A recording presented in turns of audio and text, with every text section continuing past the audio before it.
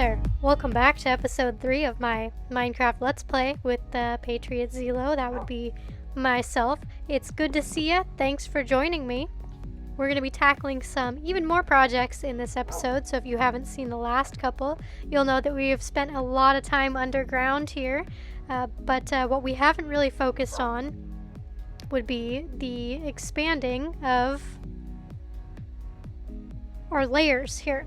So, I did some of the more tedious work off camera by putting in this dirt platform, I suppose, so that we can work in mid-air here. And I got the ceiling mostly, whoops, I left a few gaps. I got the ceiling mostly filled in on this ceiling slash bottom of the upper layer, which is our first step in expanding downwards. So I also attempted to do a little bit of math, which let me walk you through it here. I have to hop back up top for that. So from the bottom of the ceiling of this ring, it is, and the bottom being that stair block, the amount of blocks that make up the wall is 7. So it's 1, 2, 3, 4, 5, 6, 7 blocks. We also have a very noisy wandering trader up there somewhere. So 7 blocks from the ceiling above, and then this floor slash ceiling of layer below makes up 5 blocks worth of space. So using that math to figure out where everything's going to end by the time we get down to the lower level.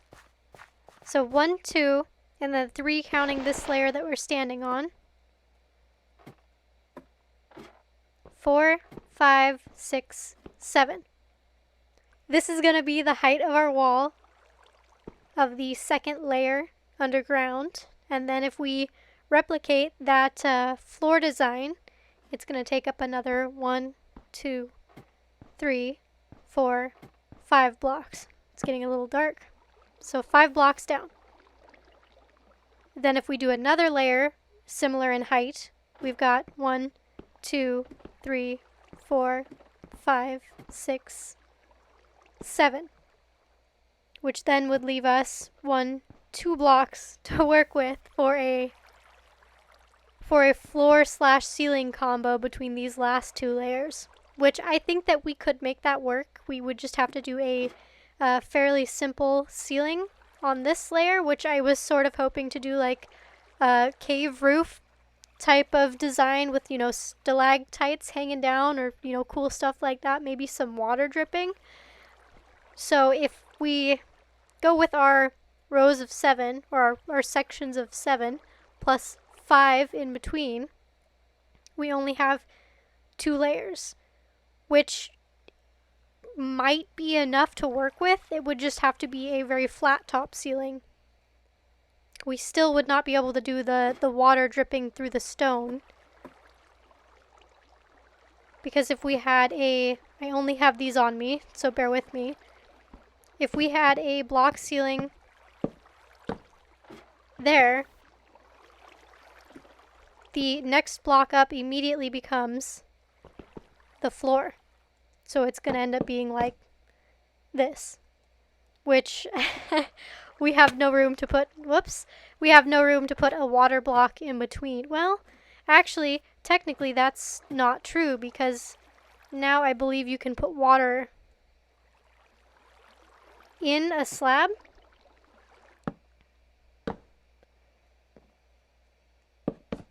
So then say if I put it in the bottom one.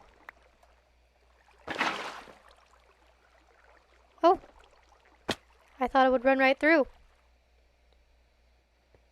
Okay, so it turns out we totally can do a dripping cave style ceiling. So that's really exciting, because that means we can do our 3 upper layers identical in height and then design as well. Okay, so let me round up a few blocks, and then I will show you what I am envisioning in my head. Alright, I grabbed all the blocks we'll need for me to sort of show you what I'm envisioning this transition between ceiling to floor is going to be.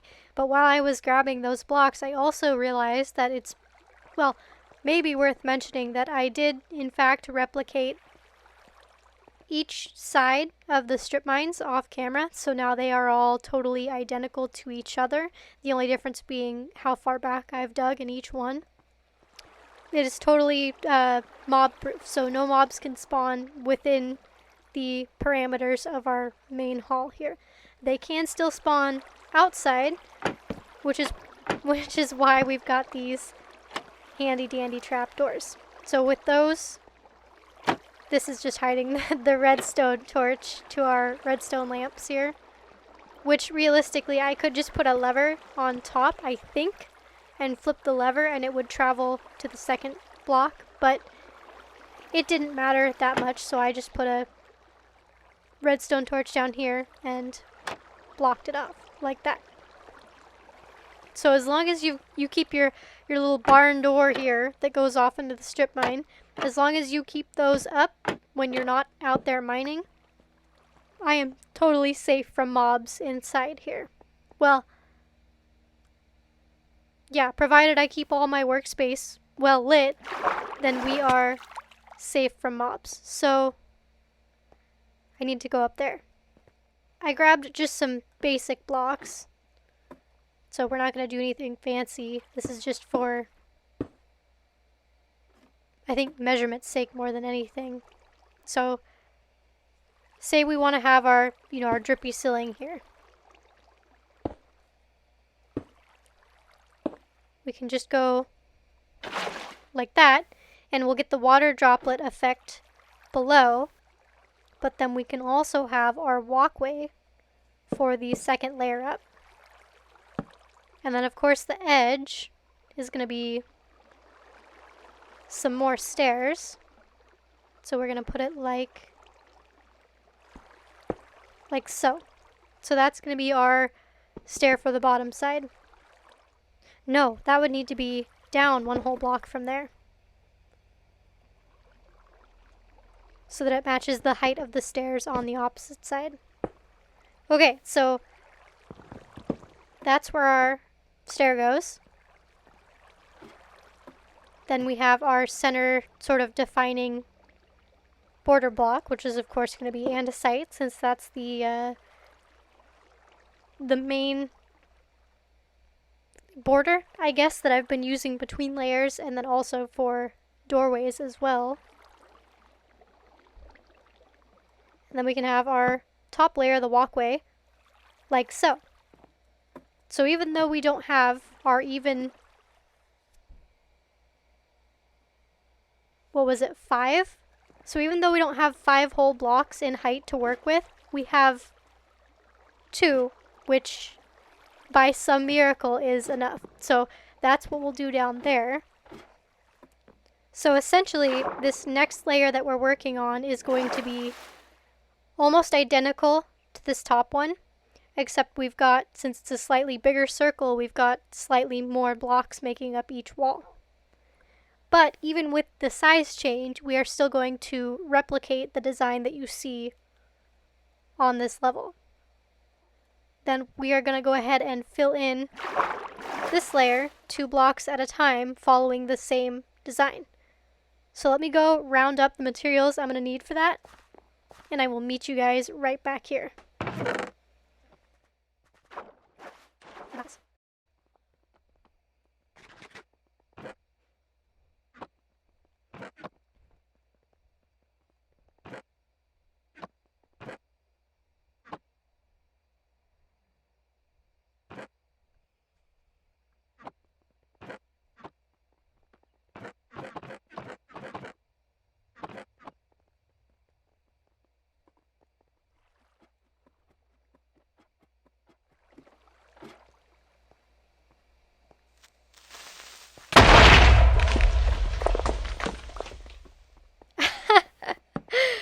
Remember that time, just a few minutes ago, where I said that no mobs would spawn in here as long as I was good about lighting up my work area?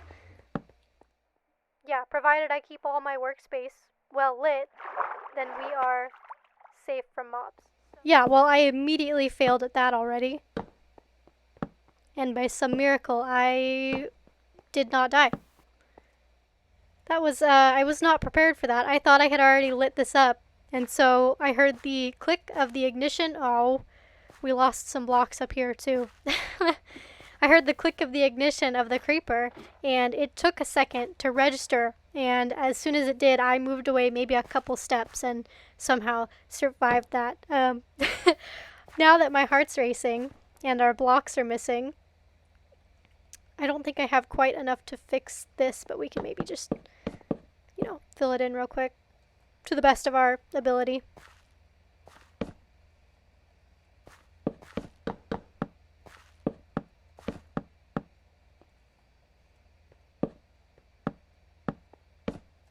Okay, so two more of those stairs, and we'd be looking good.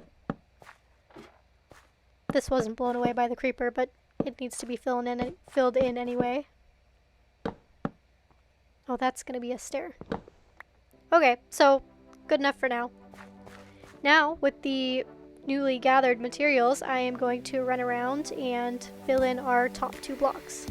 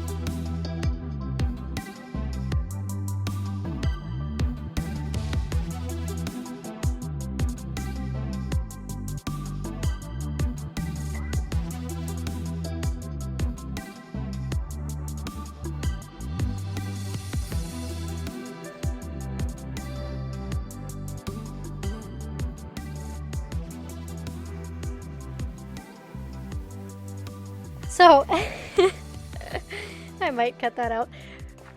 If you were paying super close attention during the time lapse, then you would have seen that I think somewhere over here I realized that I had not dug the block spacing out correctly and had to go back and kind of fix that, or I messed it up from it being correct and then put it back to correct. Don't know. Wasn't paying super close attention. All I know is things were going the wrong direction and I fixed them, I think. So now that we've got 3 symmetric sides, I wanted to touch on the doorways. So we've got a block width of 5 if we do 2 walls of 3, whereas above we've got a wall of 2, a wall of 2, a wall of 3, and then a doorway of 7. So we've got 2, 2, 3, 3, 5. So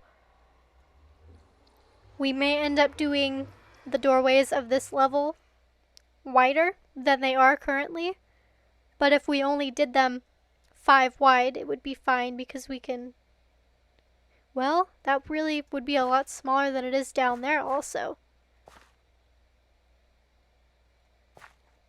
This is why we're saving the doorway design for last, because I may need to tweak the block spacing of each section of the wall here. We might make this one, what would that be, 11 wide? We might make it 11 wide. We might make this 3 a 2, make this 3 a 3, so, you know, move it over one block, and then have a center section of 7 so that our design would match what it does above. So yeah, we'll finish up the walls, and then we'll worry about the doorway design and move things around if we need to. So we're going to need a few more materials for the next 2 blocks down, which is going to be our stone brick fences, chains, and lanterns. So let me round that stuff up, and then I'll meet you guys up there.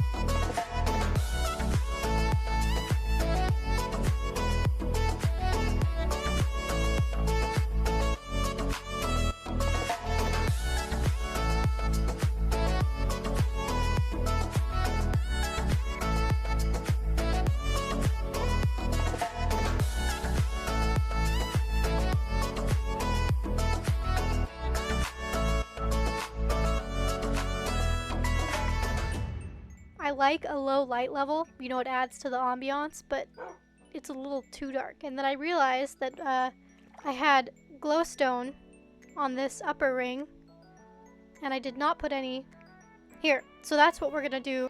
We are going to add redstone. I think I called it glowstone, but we're gonna add some redstone lamps to that layer right there.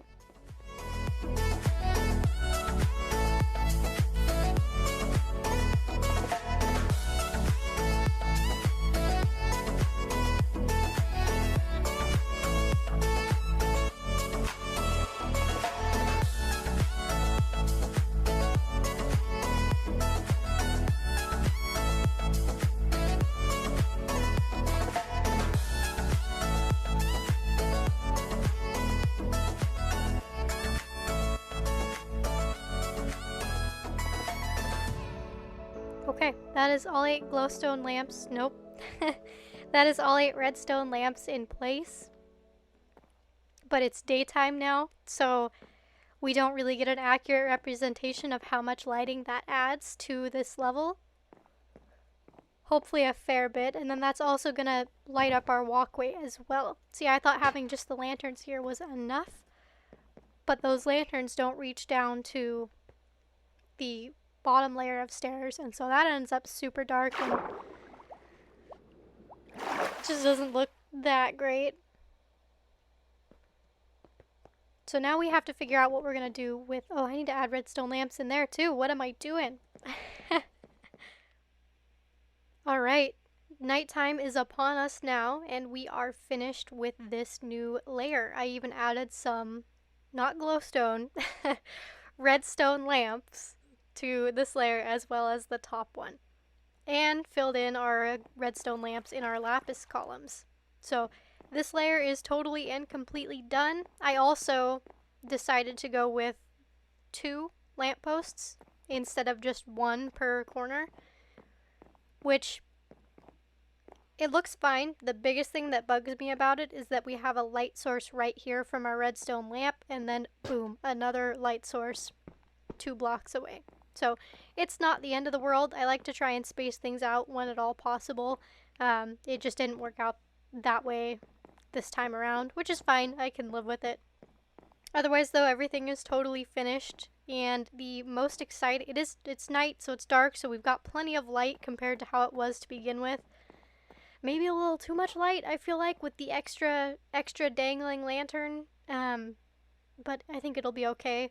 The thing that I am most excited for, I still didn't fill in those glass panes. I have to go smelt glass, and I'll do it. I'll get around to it eventually after I fall off that edge and die enough times. I will eventually add in those extra panes. But the part that I am most excited for with this layer and also the layer below it is that on this side, it connects to this ravine, which I am super excited about. Like the smelting room that we've got over in the community mine shaft, which is not a community thing anymore because this is now a single player world, but we did incorporate that build into, let's get rid of these 2. We did incorporate that smelting room into a natural ravine, and I am super hyped to be able to do that again with this build and with a huge double ravine. I will go through and clean things up, maybe do away with the torches and add a different light source. That'll be a huge project in itself, so I'm not in too big of a hurry for that. That'll probably be an overtime sort of deal. And then the layer below will also tie into it. So if we go down, let's see if I can land down there. Nope. Okay. This layer right here will also tie into it. So we're going to have not 1, but 2 levels that end up connecting to this awesome ravine back here.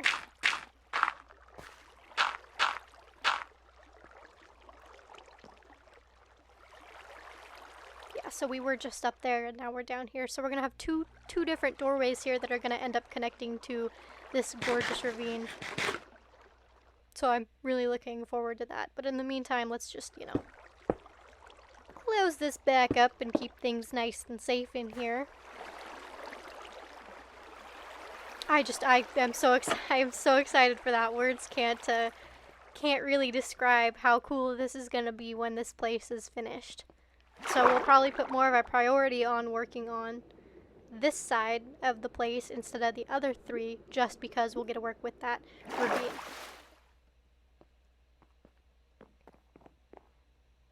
Yeah, super, super excited. But anyway, guys, that's going to conclude this episode now that we have this latest ring added. Next up is going to be the layer below it. We'll finish off the whole place top to bottom, and then we can start expanding outwards with each of these rooms. I don't know what any of them are going to be at this point in time, but I'm sure we'll come up with something to fill the space. So, as always, I'm actually going to interrupt myself here for a little post-recording note. These episodes are going to be monthly instead of weekly from here on out. That's because I'm starting a new job that's going to be 6 days a week, so I am not going to have as much free time on my hands from here on out to make these videos. So thanks for sticking around, guys, and we'll see you in the next one.